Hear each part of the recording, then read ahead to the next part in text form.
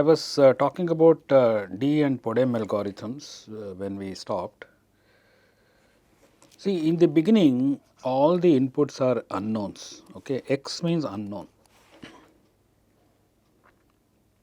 Okay, so this is an X. This is also an X. This is also an X. Everything is unknown.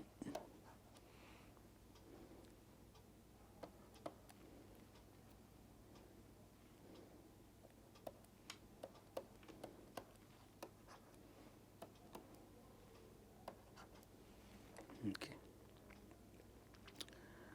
Now, if you are simulating the D algorithm,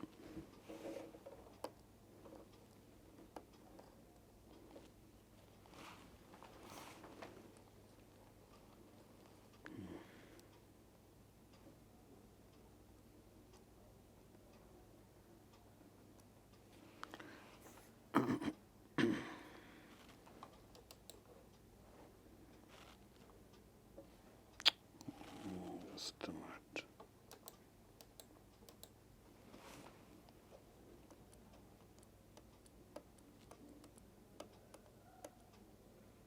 Okay.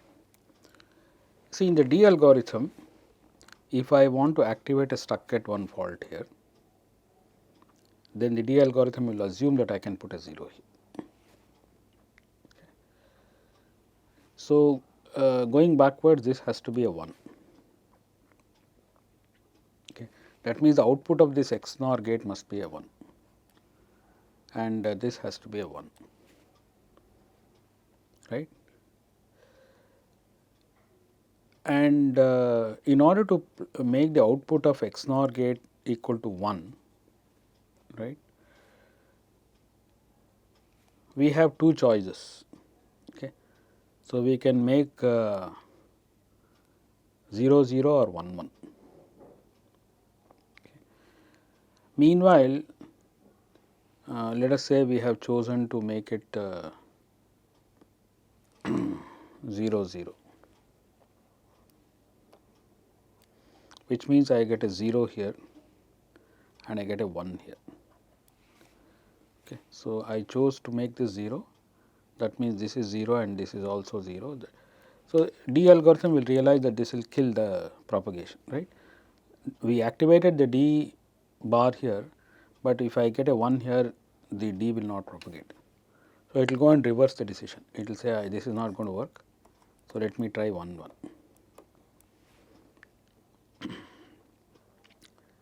Now, that 1 will come here, it will cause a 0 here, right. If this is a 1, this also is a 1, and this will become a 0, and this 1 would also imply that we have a 1 1 here, and this 1 will come and become a 1 here, this 1 1 means a 1 here. So, no conflict so far, and the output becomes D bar. Okay, I hope you understood. Okay, let me maybe again explain this one more time.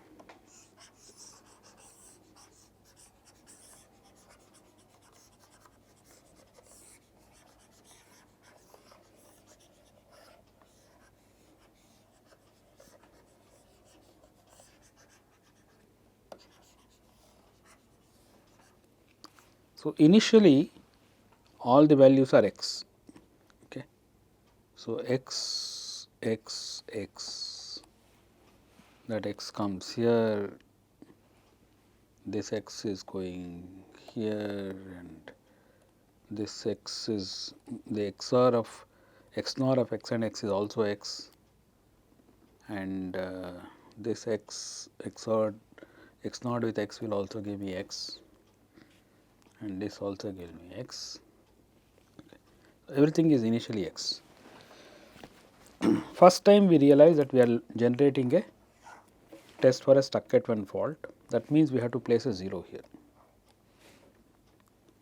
That would imply that this has to be a 1.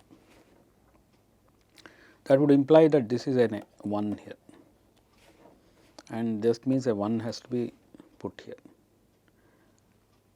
In order to put a 1 at the input at the output of an XNOR gate, we have two choices. we can make it 0 0 or 1 1. These are the only two choices. Okay. So, it will try one of them. Let us say by chance we tried 0 0. So, then it will say, hey, if this is 0, then this better be 0. That 0 will come here and here, right, and it will become a 1 here. This 0 will cause a 1 here, but that will be the worst thing to happen, because this d bar, okay, and 1 will cause a d here, d bar here. I am sorry, it will cause a 1 here. I cannot propagate. There is only one way to propagate. No, wait a minute, there is still another way. Okay, that might work. Yeah, let us not give up. Let us not give up. So, this d bar is also going here. Okay, it will, d algorithm will say that, this is a 1. Okay. Meanwhile, this is 0, right, and now the only way to propagate the d will be to make this a, actually we have a choice, we can either put a 0 or a 1. Okay. Let us say it chooses a 0. So, 0 and d bar will give me a d. No, but this is also gone. No, sorry, my apologies. This 0 has killed the propagation along this line also. Sorry, it will not try this. Okay, my apologies. The moment it has seen that this is 0, it understands that both the, there is no way to propagate the dA. Okay. So, it says no, this will not do. Okay.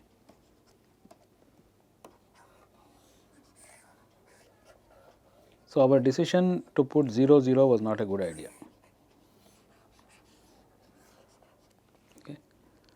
So, again it tries, okay, how to put a 0 here. So, to put a 0 we need a 1 here, and in order to put that 1 we can try the alternate, which is 1 1. So, if I put a 1 here, that 1 will give me a 0, and this 1 will give me a 0 here. Sorry, this will give me a 1, right. This 1 will come here, right, and this d bar will propagate, okay, because you have a d bar on this line, right, and this 1 here is also going to be present here, and this 1 and 1 will give me a 0 here, and we need a 1 here, right. So, that means we had to have a 1 1, and that 1 is coming here, okay, and 1 and d bar will give me a d here, right. Anything else? Yeah. So, we were able to propagate to this output, right, and it will not do anything further. It will say that I have managed to propagate by setting a and b equal to 1, that is a test vector. C will be unknown, C is x. So, 1 1 x is a test vector, I believe, for this d, this guy is stuck at 1. Okay. How does PODEM do the same thing? So, D algorithm had to backtrack.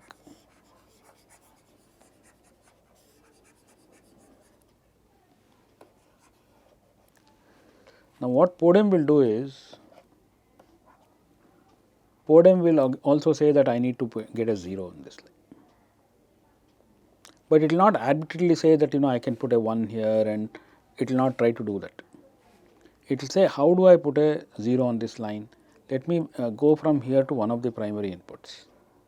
So, it will try to go along one of these lines and it says, hey, I found one bubble here, two bubbles here, right.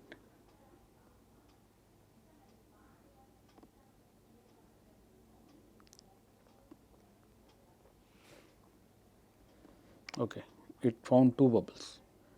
So, it will say let me put a 0 here. So, the moment I put a 0 here, this will become a 0, right, and this is also 0, this is also 0, this is 1, right, and that is all, right, yeah. But that did not quite help me, this 0 did not help me in putting a 0 here, it will try another path.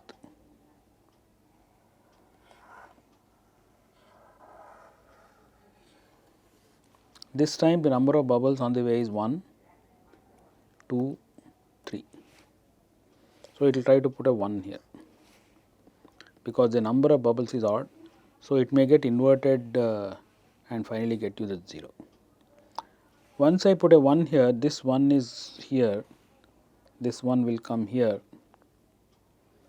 So, the D bar is already here and therefore, this will become D.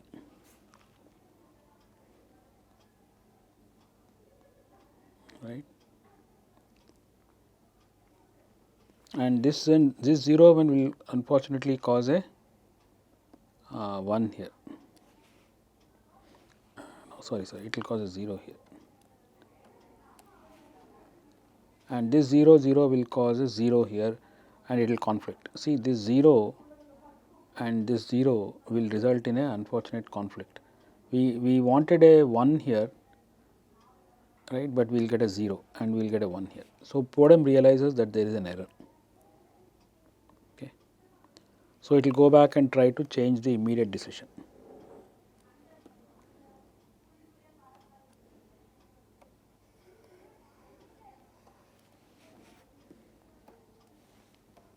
It will reverse.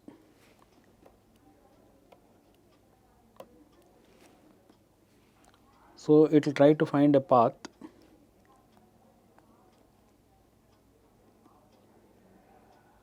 see it had found this path.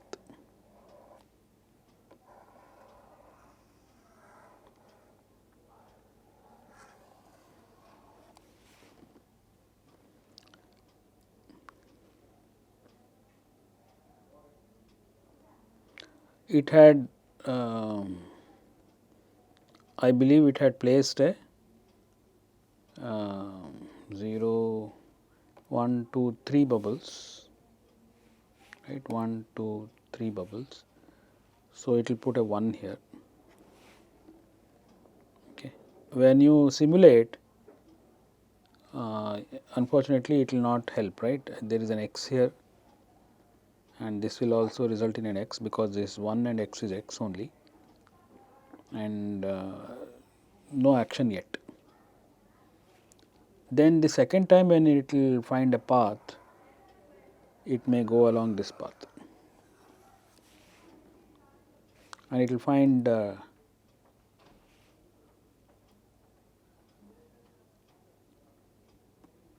two bubbles and it may put a 0 here. So, 0 and 1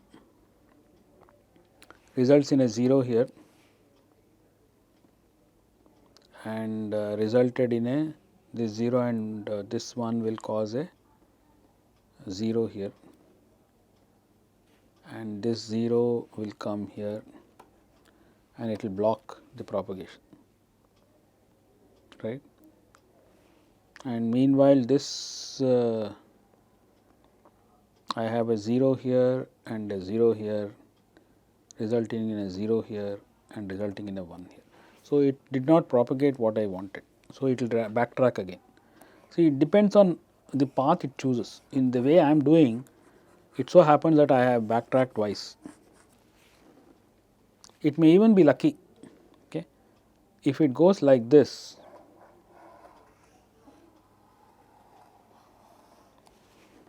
then it is lucky. See, because then it finds 1 bubble, 2 bubbles, 3 bubbles, and it will say, you know, if I need a 0, I need to put a 1. That is a correct decision. Okay.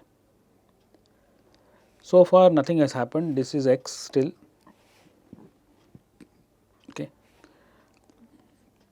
So, since it has not been able to achieve its objective of placing a 0 here, it will try again. So, this time it may come here, and again the number of bubbles is odd. So, we can put a 1 here. So, now a lot of action will happen. 1 and 1 means 1 here, this one is coming here, this one is coming here, this one is coming here, and then 1 and 1 will result in a 1 here, that one comes here, 1 and 1 results in a 1 here, that results in a 0 here, right. So, we managed to get that 0, and in this example we also managed to get a 0 here, okay, and fault will propagate.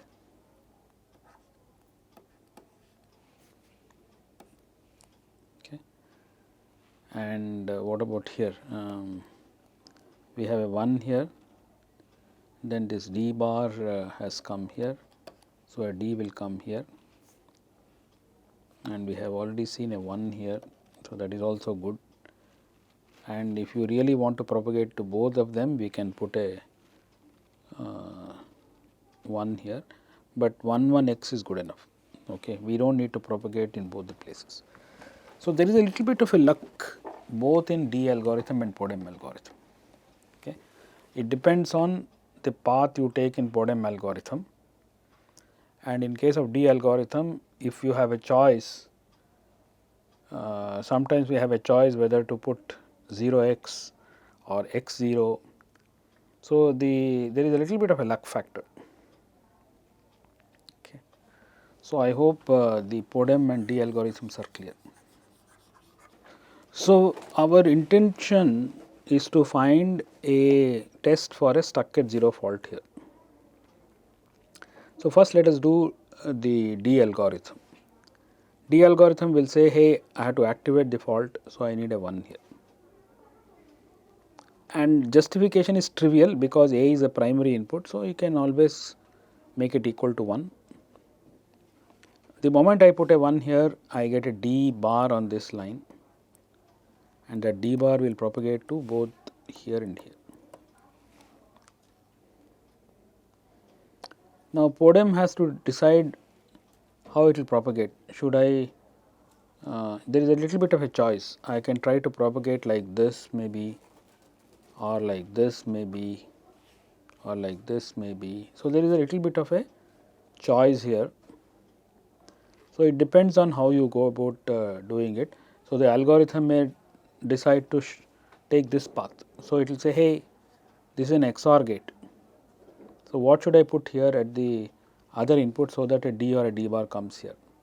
So, it turns out that you can sort of do either, you can put a 1 or a, so let us say it puts a 1 here, and as a result you get a D. Now, how to get a 1? So, you have to control the output of the OR gate to 1. Right now, it can see, it can try to do it like this, it can try to do a 1 here.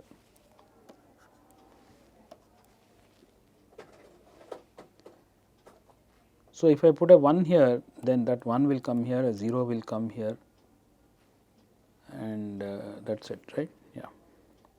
So, I have managed to push a D, and if I want to further push this, I need a 1 here. So, the D algorithm will try to find a way to make this 1. This is already 0, so it will put a 1 here. So, this will work. So, 1 1 x 1. So, you can verify 1 1 x 1. Okay. This one will cause a D bar here. This is still x because this is x. This D bar will come here. this 1 will cause a 1 here, it will come to both these guys, this will become a 0, and this 1 and this 0 will cause a 1 here, 1 and D will cause a D bar here, right.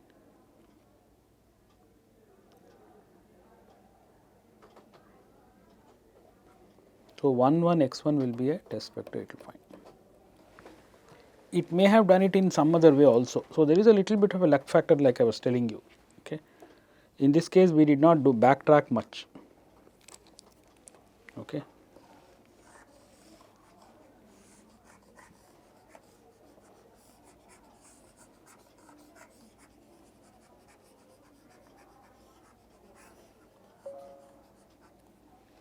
I may have done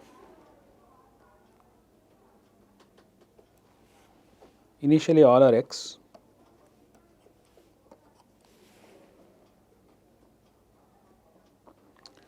D algorithm will say I have to activate the fault, so I will need a 1. So, it will say A must be 1, and as a result D will become D bar, I mean this line will become D bar, and the D bar will come in both these places. Earlier I chose to propagate along this path, okay, but this time let me see if I can propagate along this path. So, I can choose to put a 1 here, and that will cause a D bar to come here, and then to propagate it further I need a 0 here, okay. So, that will make a D bar here. Now, D bar with D bar will give me what? Unfortunately D bar and D bar will give me a 0, okay, and that 0 will come here, and unfortunately it killed everything. So, this is not good.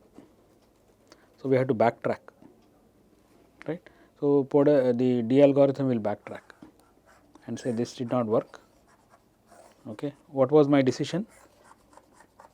When I tried to propagate T bar, I have 3 choices. One is like this, the other is like this. I had 2 choices. I chose this guy and it did not work. So, let me now try to choose this guy. So, this time it will try to push the D bar here and then try to put either a 0 or a 1. Okay. I do not know which one I had chosen earlier. I think I chose a 1. This time let me try choosing a 0. If I put a 0, I will get a 0 here, I will get a 1 here and a 1 here, and then the 0 and D bar will give me a D bar, no, it will give me a D, and I will get a D bar. Okay. But can I get a 0 here? That does not seem to be possible, because I have got a D bar here, right. No, it is possible, it is possible. See, I can put a 0 here, causing a 0 to come here, and I can put a 0 here, causing a 0 to come here, and this is x. Okay. So, x, D equal to x, C equal to 0, B equal to 0, and A equal to 1. So, this is also a valid test vector. Okay. So, as you can see, as decisions are made, sometimes a conflict will arise.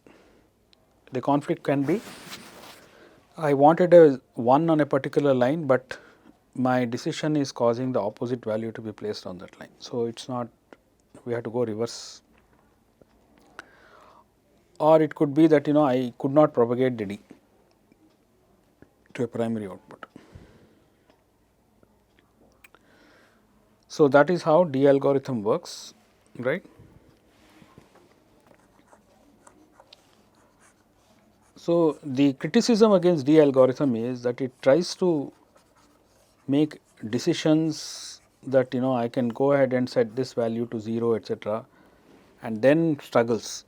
Okay. Apparently, when this Prabhu Goyal, he tried the D algorithm on some error correction and detection circuits, and it was taking a very long time, because it was reversing the decision again and again. So, it was taking a long time to produce the tests, and then he analyzed, and then he felt that he could improve the algorithm. So, what is his algorithm? our intention here will be to activate the fault by placing a 1. Okay. So, it will take, in this example it is a trivial thing, it will try to backtrack to one of the primary inputs, count the number of bubbles on the way. In this case there are no bubbles. So, it says I must place a 1 here so that I can place a 1 here. So, it was a trivial thing. So, that will cause a D bar to come here, that D bar will also come here, and then that D bar will also come here. Now, the D has to be propagated further. Again we have a choice, should we propagate it like this or should we propagate it like this, and because if I an XOR gate, here also we have a choice, we can propagate it by putting a 0 or we can propagate it by putting a 1. So, let us say we choose to propagate like this and by putting a 0. So, again Prabhu Goyal will that PODEM algorithm will say, how do I put a 0? Let me try to backtrack to one of the primary inputs. I did not find any bubbles on the way. So, 0 has to be placed here. So, that will place a 0 here, right, but this is still x. So, it did not succeed in placing a 0. So, it will say let me try again. So, this time it will go and backtrack to this, no bubbles on the way. So, it will again put a 0.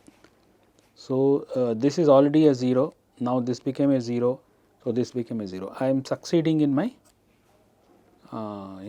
objective, and because of this 0 I will get a 1 here, and because of that I will get a 1 here, and this 0 and D bar I will get a D, I will get a D here, okay, and because of 1 and D I will get a D bar here. So, this is where PODEM stops and says I was able to get D bar at the primary output. In case of D algorithm, getting a D or a D bar at the primary output will not end the algorithm, because it has not justified some of the decisions that it took, that I can place a 0 or 1 on the intermediate lines. On the other hand, in case of PODEM, if you are managing to get D or D bar at the primary output, it is okay, because the primary inputs have been already set. Remember, it only sets the primary inputs, it does not set any intermediate inputs. So, you have to remember this, PODEM does not set any intermediate lines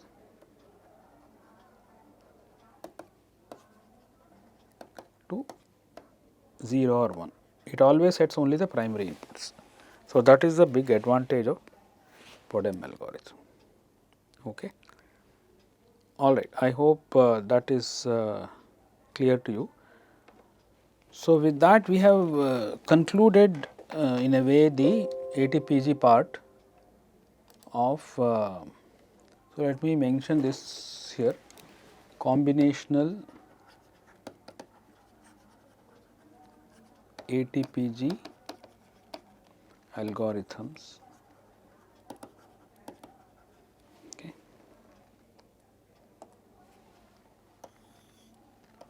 So, we have looked at D algorithm and we have looked at PODEM. Okay. In D algorithm, if this is a stuck at fault, if it is a stuck at 0, it assumes that I can put a 1 on this line and then tries to justify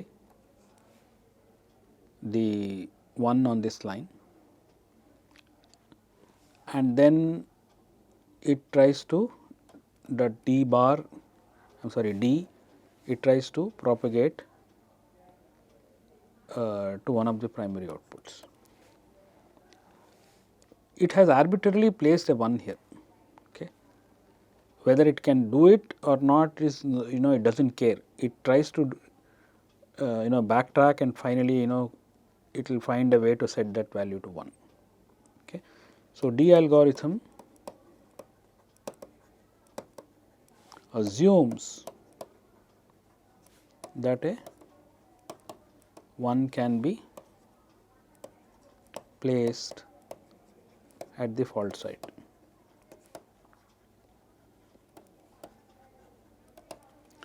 when it tries to justify, it may be forced to make a few other decisions. Okay. For example, if this 1 is the result of this is that x here, if I have to place a 1, I have to put a 1 1. The D algorithm will assume that I can make these things. Okay. And similarly, if this is coming from some other NOT gate, NAND gate or something, it will assume that, hey, let me try 0 1 here. So, it tries to assume like that. Okay. It might find conflicts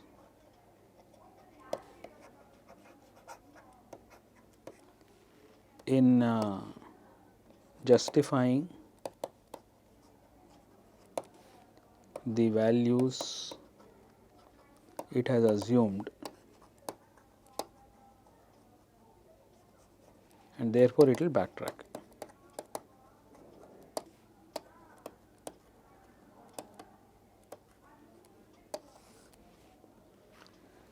And as I said, there is a little bit of a luck factor. It may choose the right decisions in the beginning itself and quickly succeed in getting a test vector, or it may end up reversing the bad decisions again and again, and after many iterations it may find the right solution. PODEM is also based on backtracking. So, here also if there is a stuck at 0 fault, it does not assume that I can place a 1 there. Okay. Instead, in order to place a 1, it will say I will try to backtrack to one of the primary inputs, and it will count the number of bubbles on the way. And if my intention is to place a 1 and if the number of bubbles is odd, it will say I will put a 0 here. If the number of bubbles is even, it will put a 1 here. So, place a 1 on the PI if the number of bubbles on the way is even. I want to place a 1 and I found an even number of bubbles, so I must place a 1 here. When I say bubble, I mean things like this. So, this is a bubble, this is a bubble, this is a bubble, this is a bubble.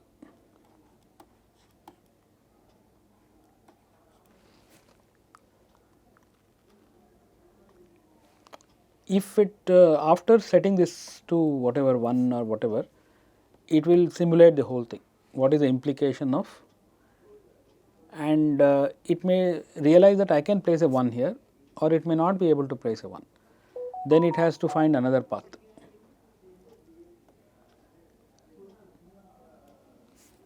Again the same bubble logic. Okay. Finally, after some trials, it may manage to get this 1, and then it will simulate the implications of placing this 0, 1, etc. And then it may find that D has propagated. Okay. It may have propagated from here to, let us say, here, because of all these decisions. But we have to still propagate it to the primary output. So, it will assume that I need to propagate it by putting a suitable value, let us say 0. Again, it will not assume that I can place a 0 here. It will try to find a path and then again simulate, right. So, finally, it may find that I am able to propagate the D to one of the primary inputs. At that time, it is done, because it has nothing left for justifying. Okay. Whereas, D algorithm, when it propagates the D or D bar to the primary output, it is not complete, because there may be some assumptions it has made that I can put a 0 here, I can put a 1 here, etc. Those may not be. Okay. So, PODEM only sets the primary inputs.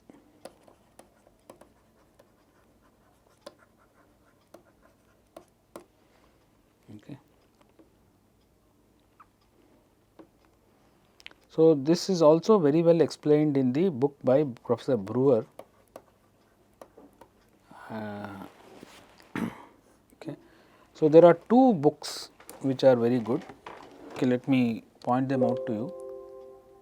I already mentioned to you that there is a book by Vishwani Agarwal. It is called I am trying to remember the name of the book. Let me.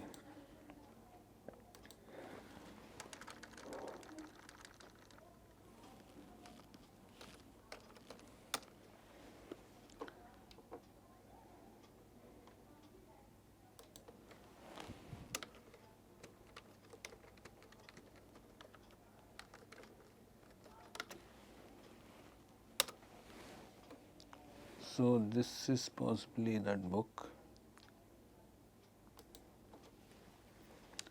It is called Essentials of Electronic Testing. Okay. So, this is that book.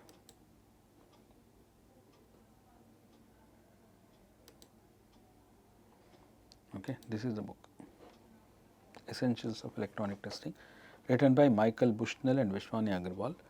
So, the slides for this are available in his website, Professor Vishwani Agarwal's website. So, you are welcome to look at those slides. The other very popular book is Brewer and there are two other authors. One is Brewer and the other one. Okay, let us look at Brewer testing book. So, that is his digital systems testing. So, Abramovici, Brewer and Friedman. So, this is an old book. Okay, it is possibly more than 30 years, right. So, this book is also very popular, okay, and I think it is available in the Indian edition, okay, whereas the book by Vishwani Agarwal may not be available in the Indian edition. Okay.